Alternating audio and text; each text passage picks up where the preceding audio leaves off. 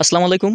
আপনারা এখানে একটি সিটি দেখতে পাচ্ছেন। এই সিটিটি সামরিক বাহিনীর যে পে কমিশন গঠিত হয়েছে সেই পে কমিশন বরাবর এখানে সামরিক বাহিনীর পক্ষ থেকে কিন্তু একটি প্রস্তাবনা পাঠানো হয়েছে। সেই প্রস্তাবনার বিষয়ে এখানে এই সিটিতে বিস্তারিত বলা হয়েছে। তো আজকের এই ভিডিওতে আমরা বিস্তারিত দেখব যে সেনাবাহিনীর বা 3 বাহিনীর জন্য যে কত টাকা নতুন পে স্কেল ধরা হয়েছে এবং 3 বাহিনীর জন্য কি কি ভাতা বা কি কি সুবিধা তারা যে এখানে প্রস্তাবনা করেছেন নতুন পে স্কেলের জন্য।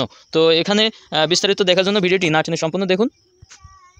তো আমরা এখানে দেখতে পাচ্ছি সেনাবাহিনীর প্রধান যিনি অর্থাৎ জেনারেল, যেটা বর্তমান বিদ্যমান বেতন স্কেল ৮৬,০০০ টাকা মূল বেতন, সেটিকে প্রস্তাবিত হিসেবে ১,৫০,৫০০ টাকা, যেটি ৭৫% বৃদ্ধি হিসেবে ধরা হয়েছে।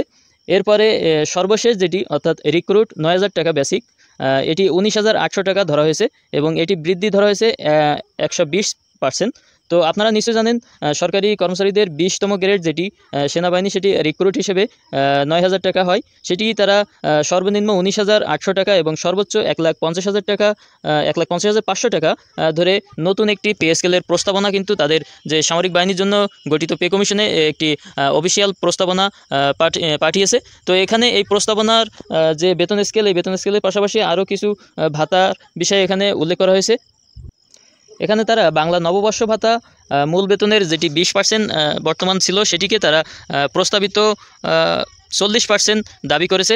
এরপরে শিক্ষা ভাতা যেটি এক সন্তানের জন্য ৫০০ টাকা, সেটিকে তারা ৩,০০০ টাকা প্রতি সন্তানের জন্য দাবি করেছে। এরপরে বাড়ি ভাড়া যেটি সিটি কর্পোরেশনের এলাকার জন্য ৮০% ধরেছে, যেটি বর্তমান ৬৫% ছিল। এছাড়াও সিটি কর্পোরেশনের বাইরে অন্যান্য এলাকা যেটি ৫০% ছিল, সেটি ৬৫% দাবি করেছে। তো এই যে ভাতাগুলো বৃদ্ধির দাবি, এটি সরকারি কর্মচারীদেরও কিন্তু সাধারণ অর্থাৎ বেসামরিক সরকারি কর্মচারীদেরও একই দাবি এই ভাতাগুলো বৃদ্ধির ক্ষেত্রে। কিন্তু সরকারি কর্মচারীদের যে পে স্কেল অর্থাৎ বেতন স্কেলের যে ধাপ, সেই ধাপে সর্বোচ্চ ১,৪০,০০০ টাকা এবং সর্বনিম্ন ৩৫,০০০ টাকা দাবি করেছে বেসামরিক সরকারি কর্মচারী বিভিন্ন সংগঠনের পক্ষ থেকে।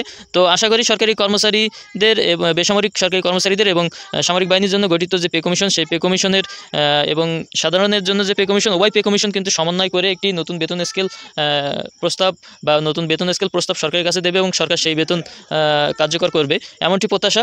তো আশা করি সরকারি কর্মচারী এবং সামরিক বাহিনী উভয়ের জন্য একটি বৈষম্যমুক্ত নতুন পে স্কেল ২০২৫ সালে এই নির্বাচনের আগেই বাস্তবায়ন হোক, এমনটি প্রত্যাশা কিন্তু সর্বস্তরের সকল সরকারি চাকরিজীবীদের। তো পরবর্তী আপডেট পেতে অবশ্যই আমাদের চ্যানেলটি সাবস্ক্রাইব করে রাখবেন আর লাইক দিয়ে কমেন্ট করে অবশ্যই আপনাদের মতামত জানাবেন। ধন্যবাদ সকলকে।